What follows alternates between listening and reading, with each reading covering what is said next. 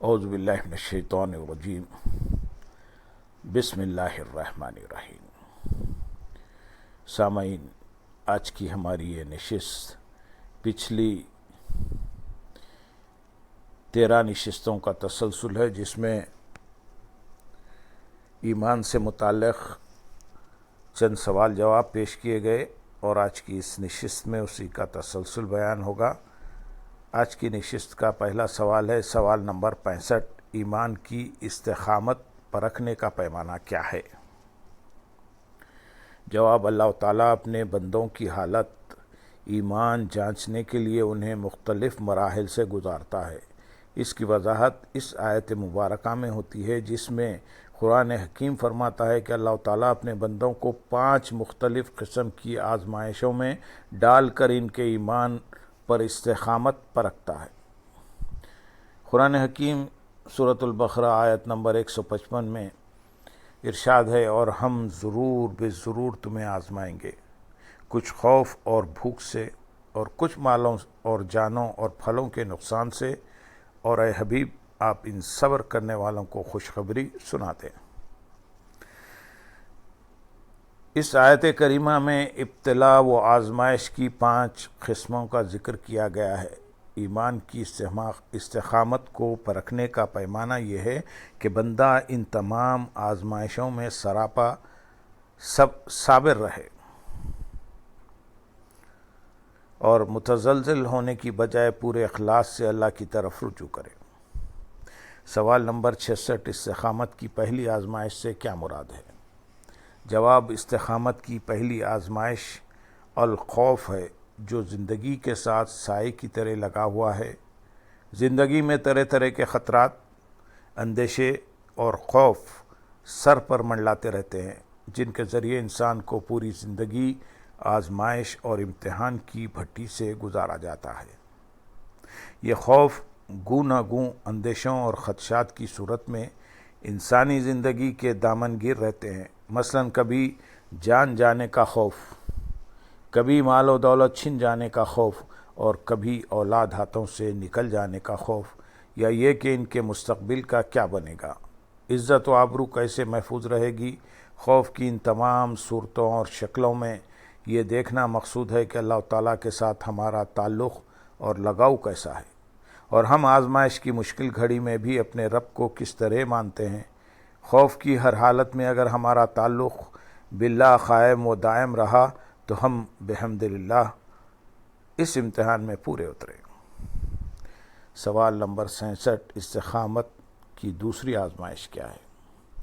جواب: دوسری آزمائش والجوع ہے، یعنی مومنین کو بھوک، غربت اور افلاس سے دوچار کیا جائے گا، اور باوجود محنت شاخہ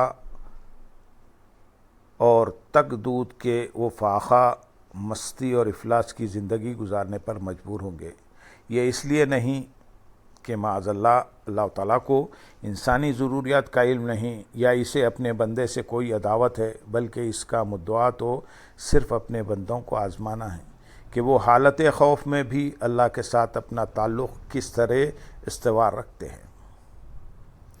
سوال نمبر 68، استقامت کی تیسری آزمائش کون سی ہے؟ جواب: تیسری آزمائش نقص من الاموال ہے، یعنی آزمائش اور امتحان کے طور پر مال و دولت، مادی آسائشوں اور نعمتوں سے نواز کر اس سے محروم کر دیا جائے گا۔ اس کا مقصد اس امر کی آزمائش ہے کہ ثروت اور محرومی دونوں حالتوں میں مومنین کے ایمان کی کیفیت کیا رہتی ہے۔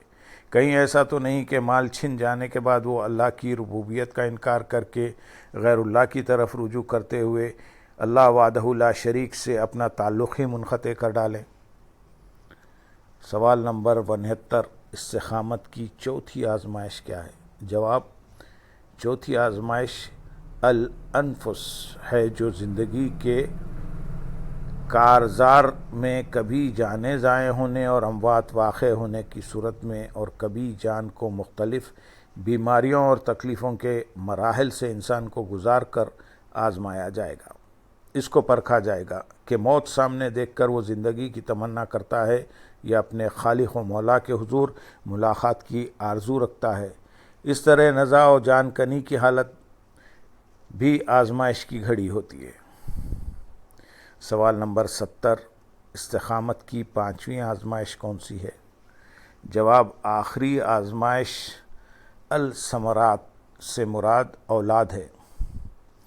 اس کے ذریعے بھی انسان کا امتحان لیا جاتا ہے۔ کبھی اللہ تعالیٰ اولاد سے محروم رکھ کر اسے آزماتا ہے اور کبھی اولاد عطا کر کے آزماتا ہے، اور کہیں اولاد کی محبت نے اسے حب الہی اور اللہ کی یاد سے غافل تو نہیں کر دیا۔ یہ آزمائش کی مختلف صورتیں ہمارے روزمرہ مشاہدے کا حصہ ہیں۔ کبھی اللہ تعالیٰ اولاد سے نواز کر اسے واپس لے لیتا ہے، کبھی صرف بیٹیاں عطا کر کے اور بیٹوں سے محروم رکھ کر، اور کبھی صرف بیٹے عطا کر کے اور بیٹیوں سے محروم رکھ کر اللہ کے بندوں کو امتحان کی بھٹی سے گزارا جاتا ہے۔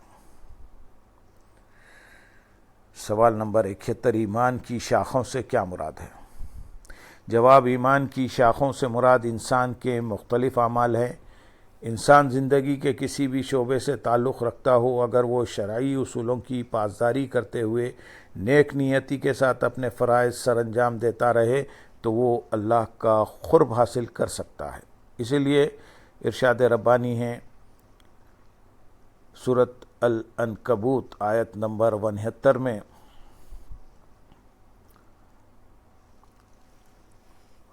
اور جو لوگ بھی جد و جہد کر کے ہمارے قریب آنا چاہتے ہیں، ہم انہیں اس مقصد سعید کے لیے کئی راستے دکھا دیتے ہیں۔